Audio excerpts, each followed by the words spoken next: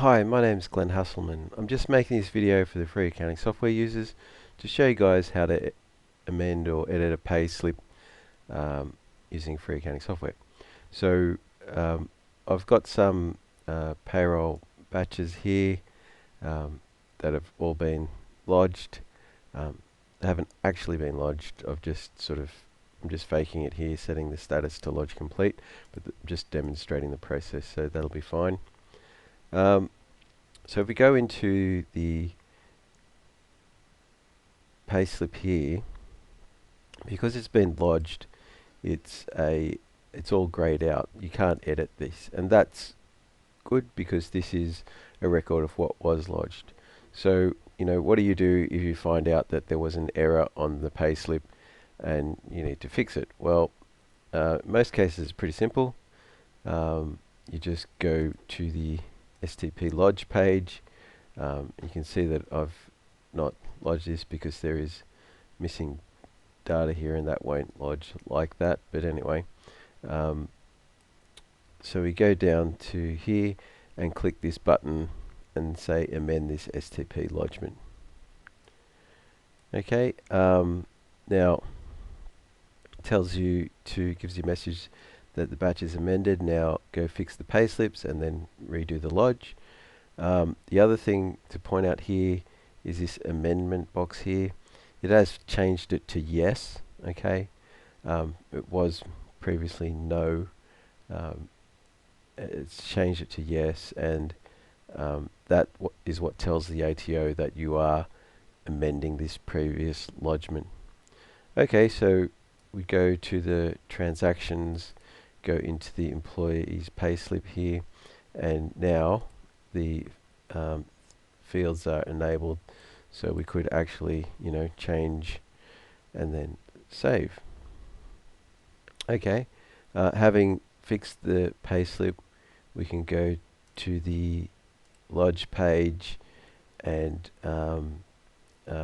you'd have to select your machine credential and put in the password and click lodge, or if you've got a BASOF hosted business, that would be your software ID and your password, and then click lodge. You'll obviously have to agree to the declaration there as well. Okay, only one more thing to say here is that you can only amend once. So if you have amended it and then you realize there was a second mistake, you can't amend it again.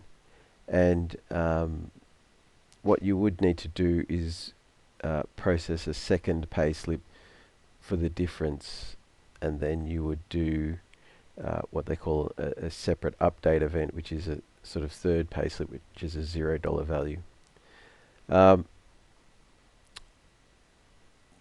I'm not going to demonstrate that in this video. I might do a second video on that. Now,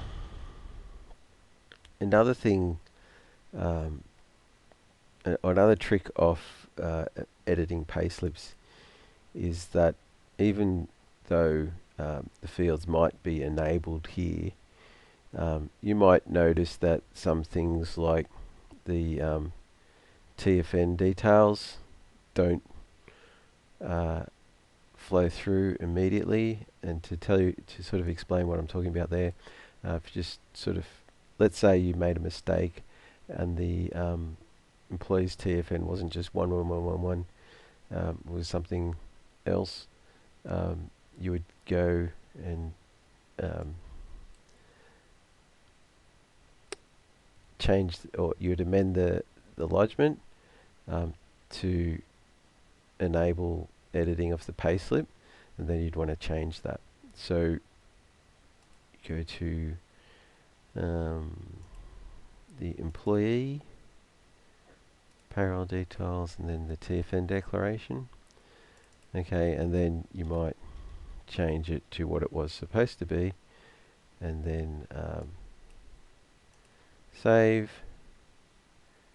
go back to that payslip, and have a look, you'll see that tax file number is still 111111, right? And the reason for that is quite logical. It is that when you first view this payslip, it simply displays what is saved. Okay, so it displays the saved information, and that's what was saved. It could be very confusing if the software didn't work like that, because if you'd imagine like an amount was recalculating, for example, the tax was changed or something, then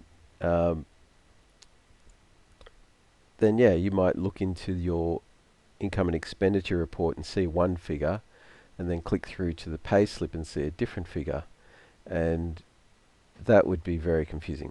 So the software does not immediately recalculate everything on this page. It will recalculate it when you change something. So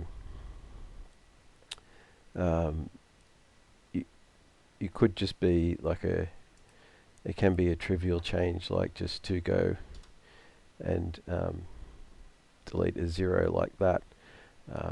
And so if we go and look at the tax file number now, it actually does say the updated one. So yeah, any change, maybe changing the date and changing it back, or overriding the tax and then changing it back. In fact, I even think if you reselect the same option, it will recalculate and bring in the new details. But that is a little bit confusing when what you're expecting it to do is bring in the new information. But yeah, there is a logic to why it works like that. Okay, I think that's pretty much covered off editing payslips. So I hope the video has been useful, and thanks for watching.